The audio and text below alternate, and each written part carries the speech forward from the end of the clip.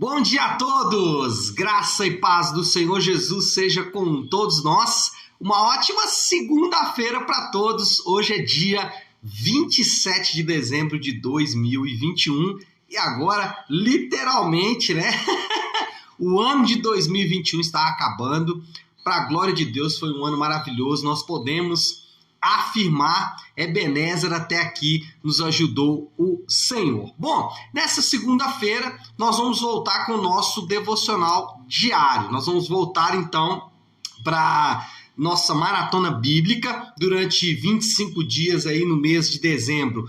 Nós nos concentramos nos estudos relacionados ao Natal, mas agora retornamos então à maratona bíblica. Estávamos lendo os livros, né? Estávamos fazendo as leituras normais, então vamos pegar de onde a gente parou, segundo Crônicas, hoje 25, 26 e 27. Lembrando que essa semana nós vamos ler todo segundo Crônicas, também Tiago e Judas, e coincidência, né? Estamos terminando o ano e vamos terminar também a maratona bíblica depois da leitura inteira. Já a partir de janeiro, né, dia 2 de janeiro, segunda-feira, recomeçamos a maratona novamente para ler de novo, mais uma vez, a Bíblia inteira. Não conseguimos ler em um ano todo, mas a gente consegue ler bastante. Bom, nessa segunda-feira, então, segundo Crônicas 25 a 27, o tema é instigante. O seu orgulho provocou sua queda. É parte do versículo 16 do capítulo 26, que diz o seguinte, segundo Crônicas, capítulo 26, versículo 16, diz assim: entretanto, depois que Uzias se tornou poderoso, o seu orgulho provocou sua queda. Ele foi infiel ao Senhor, seu Deus, e entrou no templo do Senhor para queimar incenso no altar do incenso. Então, o que nós temos aqui nesse texto, na história, na verdade, desse rei chamado Uzias, é que Uzias era um bom rei, foi um bom rei. Uzias, ele tinha algumas características que foram muito singulares. Ele era temente a Deus durante toda a sua caminhada. A história dele foi marcada pelo temor ao Senhor, pelo zelo ao Senhor. Ele era um homem sábio nos seus juízos, nos seus julgamentos, e um potente condutor militar e também político. Ele conduziu politicamente e militarmente muito bem a nação de Judá, o povo de Judá, que naquele momento era o povo de Deus. Israel, o reino do norte, estava completamente desviado e preservava-se então o povo do sul, a nação de Judá. E Uzias foi então esse bom rei. Contudo, as suas conquistas, e foram muitas, essas conquistas que eu acabei de dizer, militar, política, até mesmo espiritual, essas conquistas trouxeram para ele, o tornaram orgulhoso. Ele se tornou então um homem orgulhoso. E qual é o problema do orgulho? E aqui o texto ele é enfático ao afirmar que o orgulho de Uzias provocou a sua queda. Então, qual é o problema do orgulho? O orgulho, em primeiro lugar, é uma antítese ao arrependimento. O orgulho é como se fosse, o que eu vou até usar aqui, né, água e óleo. Então, Uzias, qual foi o problema dele? Ele não aceitou a repreensão dos sacerdotes, mostrando exatamente todo o seu orgulho. Quando ele se encheu de si mesmo, quando ele se encheu do seu próprio poder, quando ele se encheu da sua própria arrogância, isso trouxe para ele a queda. Então, quando a gente percebe e olha o orgulho e o arrependimento, a gente vai perceber que eles são, como disse, água e óleo. Eles não se misturam. Ou você tem um, ou você tem o outro. Não dá para ser orgulhoso e ter arrependimento ao mesmo tempo. O Uzias, quando foi repreendido pelos sacerdotes, qual foi a reação dele? Se você ler, ele enfrentou os sacerdotes. Inclusive, depois, se você continuar lendo, você vai perceber que essa resistência à repreensão dos sacerdotes trouxe para ele uma doença de pele, né, uma lepra, que o afastou, inclusive, da comunhão e até o afastou do reino. Por quê? Porque ele foi orgulhoso. ele não aceitou a reprimenda, ele não arrependeu-se do seu pecado. Então, arrependimento e orgulho são exatamente como água e óleo, são antíteses. Ou se tem orgulho ou se tem arrependimento. As duas coisas não é possível. Agora, como você reage diante de uma reprimenda? Quando alguém precisa te repreender, qual é a sua reação? E aqui eu não estou falando só do ponto de vista espiritual, não. Às vezes em casa, né? Às vezes na relação com seus filhos, com seus pais. Às vezes os nossos filhos não gostam de reprimenda, mas também os nossos pais, às vezes, não gostam de ser repreendidos. Como que você reage diante de uma reprimenda? Você acha que está sempre certo? Você acha que tudo que você faz, dificilmente você erra? Ou, até mesmo quando você erra, existe uma boa desculpa para isso?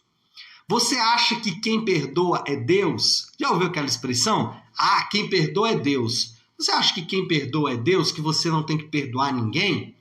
Isso são sinais, não? Ou isso são formas de se medir exatamente o orgulho. É quando você tem a opção do arrependimento e opta e rejeita o arrependimento e segue o caminho do orgulho. Então, o orgulho é a antítese do arrependimento. Segundo, o orgulho e a desobediência andam juntos, andam de mãos dadas.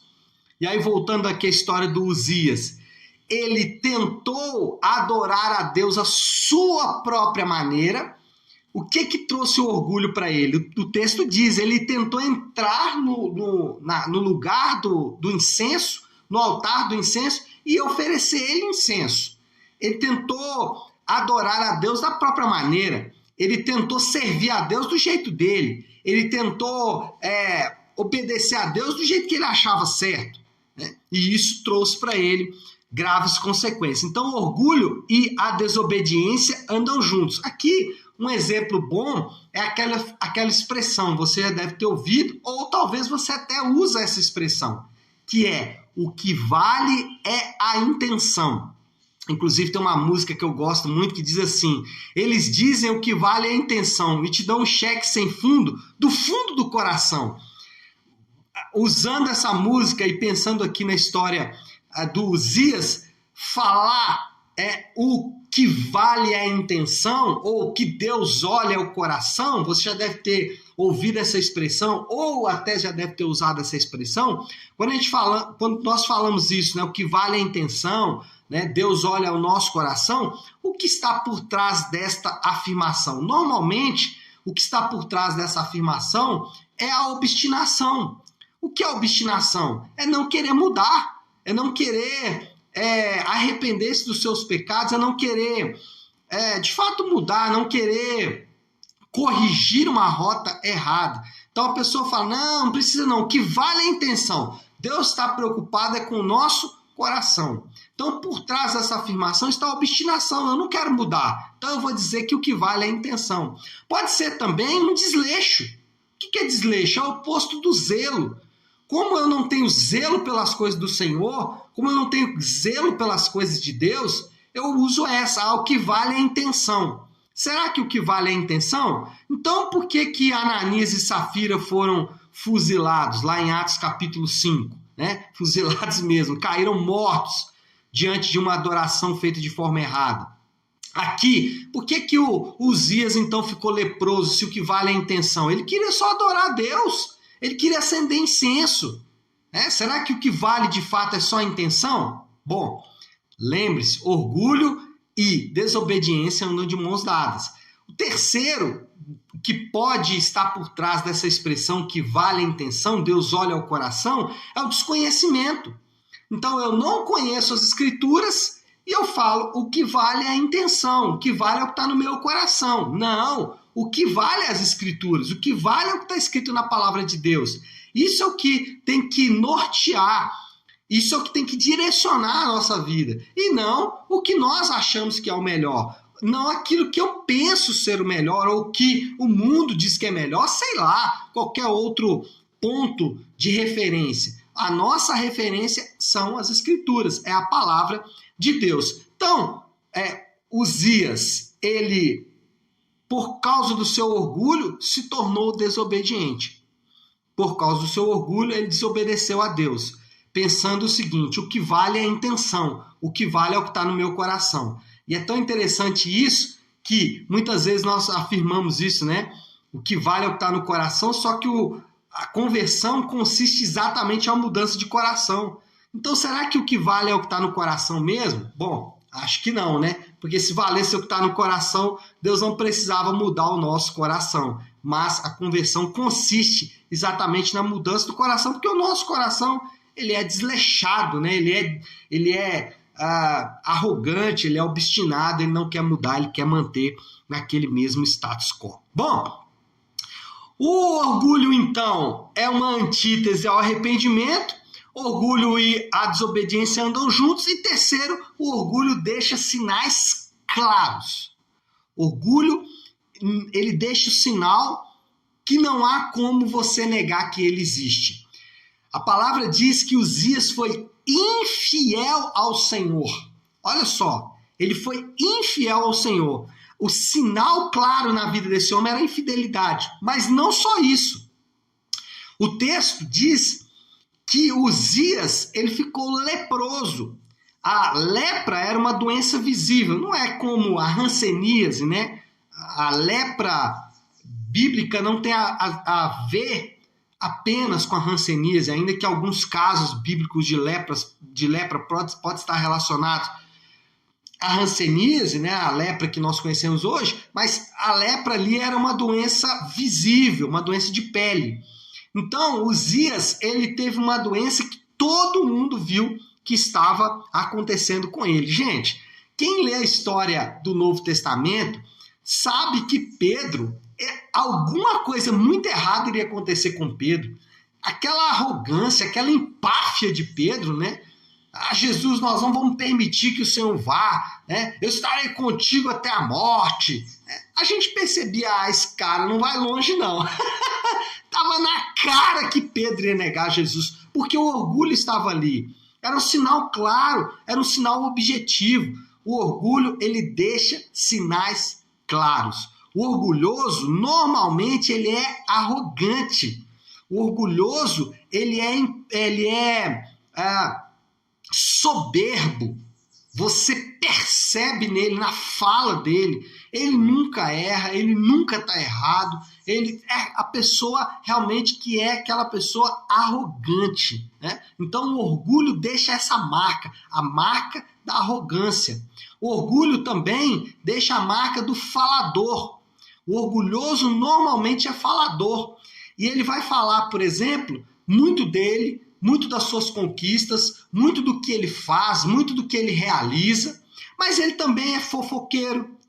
O orgulhoso, ele é murmurador, porque tá todo mundo errado, ele tá certo.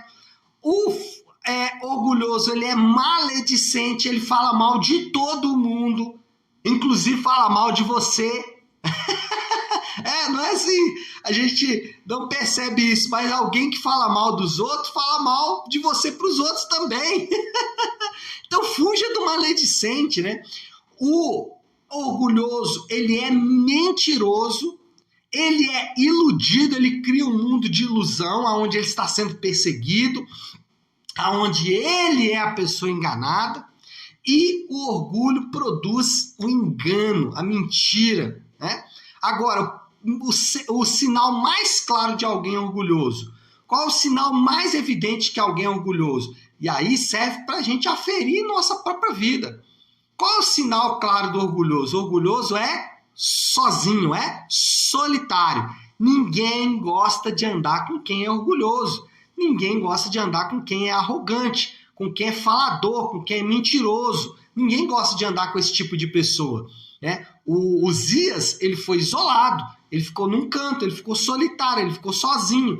Era o que a lei de Deus previa para aqueles indivíduos que tinham lepra. E foi exatamente o que aconteceu lá com Uzias. Ele ficou isolado. Então, o orgulhoso, ele é solitário, ele fica sozinho, porque ninguém quer ficar ao lado de alguém que é orgulhoso. Bom, qual é a moral da história? Já que o orgulho é a antítese ao arrependimento, já que o orgulho, ele, em segundo lugar, orgulho e desobediência andam juntos. E, em terceiro lugar, o orgulhoso ou o orgulho deixa sinais claros.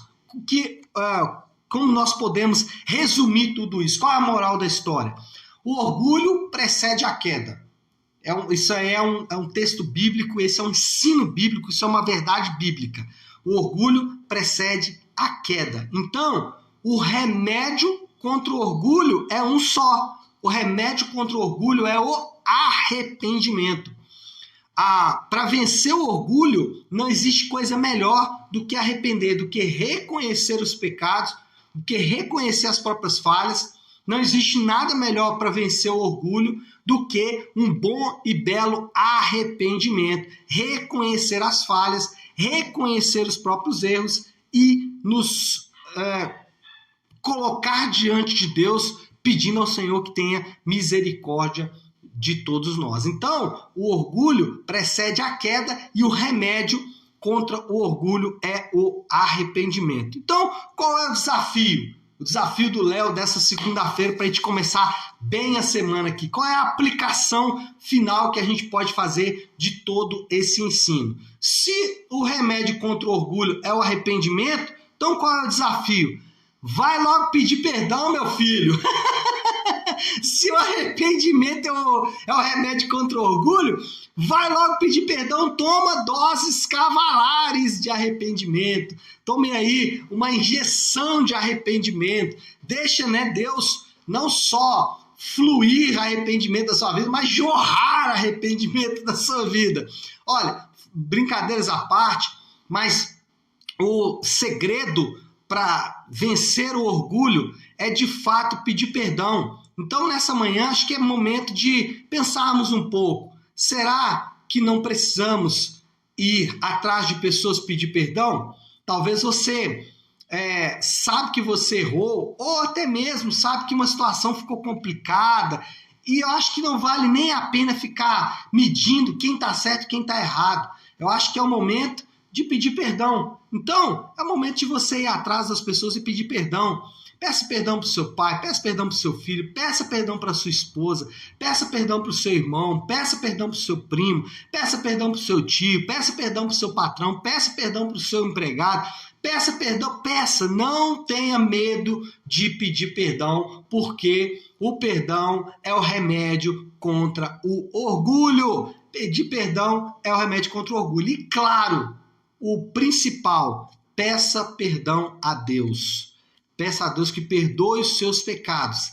Ele tem perdão para derramar sobre a sua vida. E não receber perdão também é orgulho. Então, peça perdão e receba perdão. Deixe o perdão de Deus fluir sobre a sua vida. Tá certo? Vamos orar, meu povo querido. Já deu 20 minutos ali de falação, né?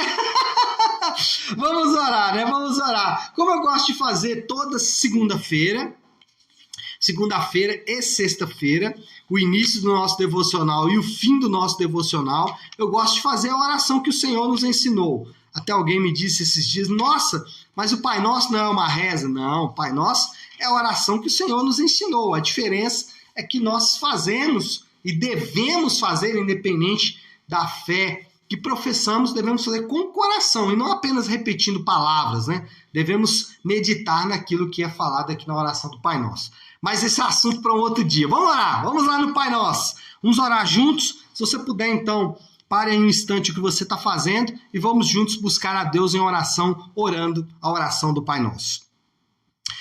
Pai nosso que estás nos céus, santificado seja o teu nome.